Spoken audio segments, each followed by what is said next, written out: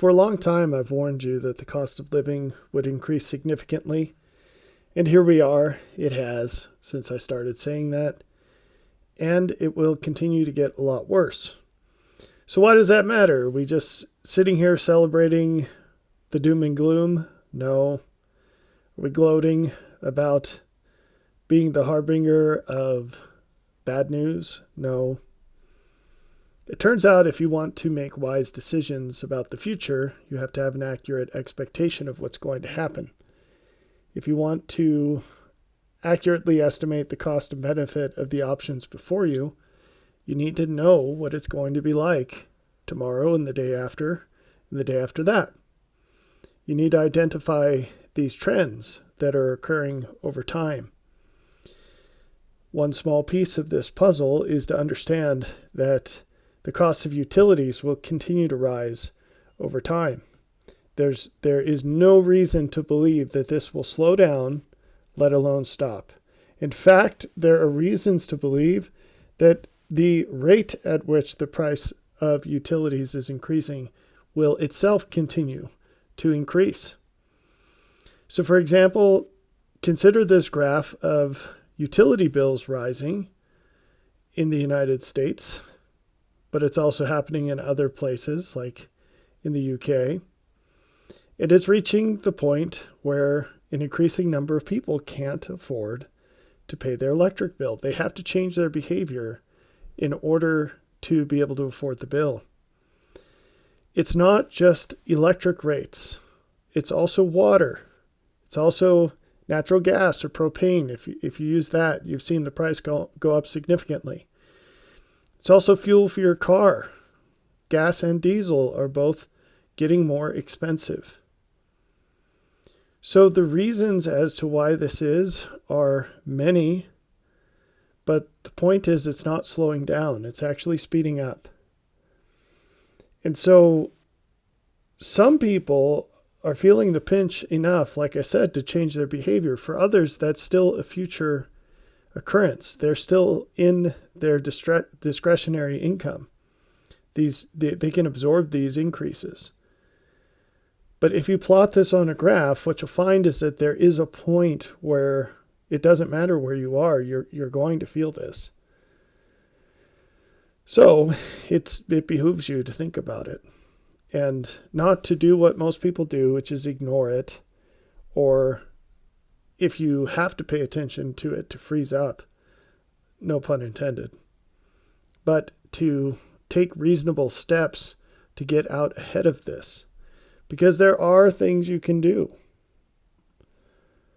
So before we get into what you can do about this, let's talk about just some of the reasons why this is happening. Like I said, there are many reasons. So as far as electricity goes, just specifically, the fact is that there are companies throwing up data centers all over the place. And the amount of electricity that these servers use is enormous. For example, I have this tweet here from X where it states that the data center that Meta is building in Wyoming will use more electricity than every home in the state presently does. Amazon is building one in Indiana that will use as much electricity as half the homes in the state. So you can't just ridiculously increase the consumption of electricity without increasing the price. You have to, it's just a question of supply and demand. There are all these increases in demand while the supply is not increasing nearly as fast. And in fact, in some cases, as I've already shared with you in the specific case of the state of Maryland and the entire mid-Atlantic region, they're shutting down power plants in the name of green energy without actually having anything to replace them. It's the most bananas thing in the world. You would really think that the people who make these decisions are smarter than that, but they're not. They're not. Okay? So increased demand, it's not just coming from the data centers, it's coming from crypto miners. It's coming from the inconsistent supply of the green energy sources, so-called green, that are coming online. Solar doesn't work when the sun doesn't shine, and wind turbines don't work when the wind's not blowing. Electric cars are significantly increasing the load on the energy grid. And then there are other factors as well, like the fact that whatever fossil fuel you're talking about, there's this question of EROI. That's energy return on investment. You can Google it if you'd like to learn more. But the point is the most profitable sources of fossil fuels are the first ones that are used.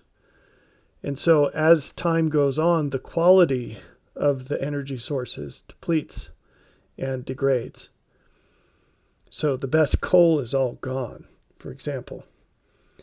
And what remains doesn't produce as much energy net compared to what it costs to dig it out of the ground and process it. So then you just have plain old inflation. Everything else is going up in price, and so energy is going to as well. For example, if you have to pay people more per hour to work at a power plant, that's going to raise the price. So what can you do about it? Well, you can mitigate the cost of energy by reducing your reliance on it. So you can learn to preserve food without electricity. You can learn to can food. Now, depending on how you're doing it, that actually might use a lot of electricity. But there are ways of doing it where it doesn't. You can dig a root cellar and learn to refrigerate food without a refrigerator. You could also make changes to what you eat. This is one where, that's going to seem very foreign to modern people. But it's a weird thing to be able to eat bananas year-round in Montana, right? That's a strange thing. That's not normal.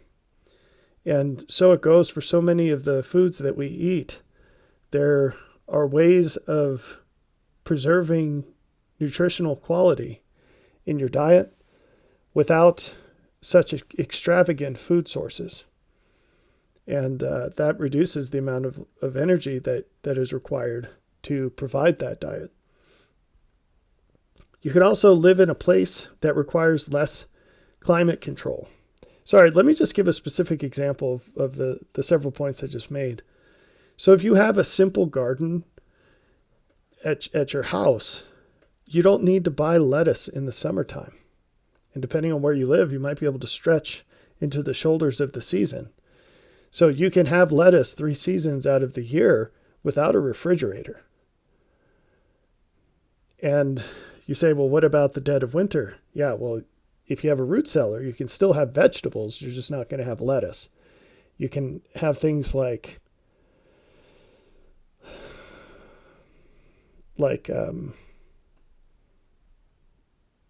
oh man, why is my mind completely blanking on cabbage? Not exactly a hard word. Wow. You can keep cabbage in a root cellar over the winter. And you can keep some varieties of apples in a root cellar over the winter. You don't need refrigeration. You don't need to do anything to preserve them. You just keep them in a cool, dry place, and they will keep. So that's an example of this idea of preserving food, eating seasonally, changing what you eat. Now, a really big change you can make is to live in a place that requires less climate control. So if you live in a place that has more days of nice weather, you could still have AC and just not use it as much. Where I live, you can bear the weather without AC. It's still comfortable, all but maybe 2 to 4 weeks out of the year. Now, the inverse of that, the consequence of that, the other side of it, is that the winters are really cold. But you can have a wood stove, and wood is very abundant and inexpensive here. So those are things that you can change. You can also, depending on your resources, you can build a house that's much better designed. Houses are not built to be energy efficient in any way, shape, or form.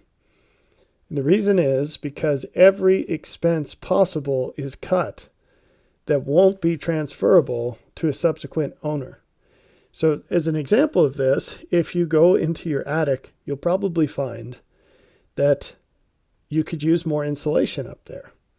And you ask, well, why doesn't the house have more insulation? And the reason is because if the person before had put it in there, you wouldn't pay them anymore for the house.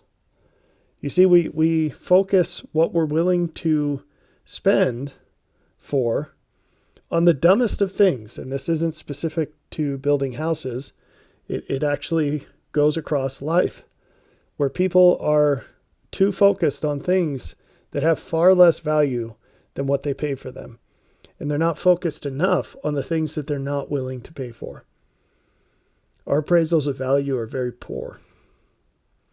So anyway, you can build a house that is designed to be more energy efficient. And you can use things, whatever it might be, more insulation. You can take advantage of geothermal. There are passive mechanisms to retain heat or cooling. So even something so simple as putting a lot of tile in your house that can store heat or cool the home, whatever you'd like to do with that, it makes the temperature more consistent. So you can open the windows at night. The tile will cool down depending on where you live. There are many places in the United States that are hot at night all summer long, but there are places that aren't. And that tile will cool down, and then you shut the windows in the morning, and your house will stay 70 degrees all day, even if it's 90 outside. There are more extreme things you can do, like building your whole house out of concrete. But the options abound. You can also produce at least some of your energy yourself. Now, I've mentioned in other videos this idea of growing your own crops and making biodiesel.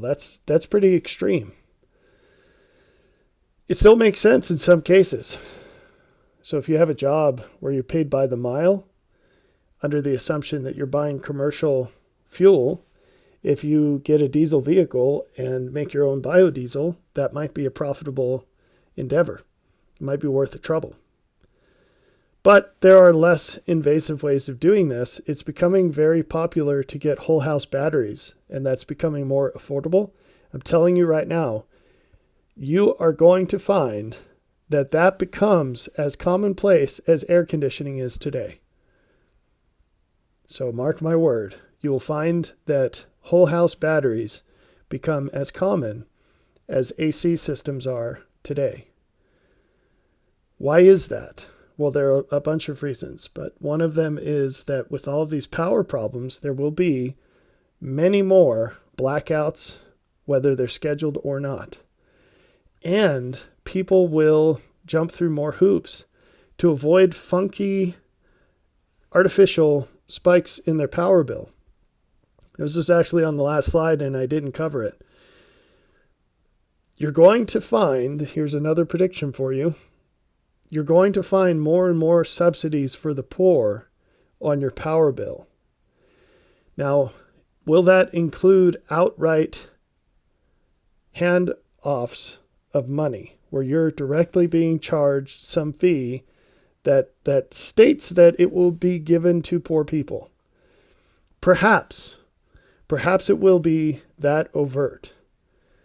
But you might already see this on your power bill, because it's going to appear under things like peak charge or monthly base charge. So already the power companies are taking away your ability to save money by minimizing your usage. And that's socialism. So they're redistributing the cost of power away from the kilowatt hours that you use and making it so that just everyone pays it. And when they do things like that, it is almost always coupled with waivers for certain people. And it's like you see this with property tax, for example. But the same thing will happen with this. Okay, but back to ways that you can mitigate these utility costs. So if you are on a well, you don't have to pay your municipality for water, and your local folks can't jack up the cost of water. Now, this is a great example of how the consequences of this problem are not just financial. So guess what happens if you want to grow a garden and you are charged some outrageous price for water, and you live in a place where it doesn't rain every other day? You can't grow a garden because it increases the cost of doing that. So it's more accurate to say it's more expensive to grow a garden, and food prices will have to come up even higher before it makes any sense. So it's not good. So you can mitigate the cost of water by getting on a well. Now, that doesn't fully solve the problem, and none of this does. It's just a mitigation because you still have to pay for essentially the maintenance on the well. The well pump will eventually fail, and the well might even dry up. I mean, you cross your fingers and hope that never happens, but it could happen. And of course, drilling them isn't free. Now, what about natural gas and propane? So if you're on these, of course, you can always play the game of looking at electric alternatives to see if that's cheaper. But another thing that you can do is consider that there are houses in West Virginia that have gas wells, and the utility companies will service those for free and in exchange give you free access. So they'll drop the well, they'll maintain the well, and then you have a pipe and you get free gas until the well, for as long as the well lasts, which could last your whole lifetime. So that's kind of cool. So to a lesser extent, you can generate your own electricity you get by getting solar panels. You can even get a windmill if there's enough wind in your area. If you buy a property with a creek on it, you might be able to set up a little electric turbine with that. So all of these are options. You can lower your fuel costs by living closer to work or working from home. And this is one of very many ways in which working from home can be as helpful to your bottom line as doubling your income. And that's a crazy assertion to make, but once you start running the numbers, it's very easy to see. So not only do you save an enormous amount of time by not having to commute, and also by not being so easily bothered by other people at your company, because an enormous amount of time is wasted with idle conversations when you're in the office. But you're saving an enormous amount of money on vehicle maintenance and especially fuel. Finally, working from home allows you to purchase a much less expensive house in a much less expensive area. And when you stack all these benefits, the savings, the financial savings of that can easily, effectively double your income. And so for those who can do it, you should really think about doing it. If you're in a field where you could do it if you worked somewhere else, you should definitely look into applying for other jobs. If you can't make any of those changes, you should still think very hard about this as you help your kids choose career paths, because it can make an absolutely astonishing difference in the options that are available to them.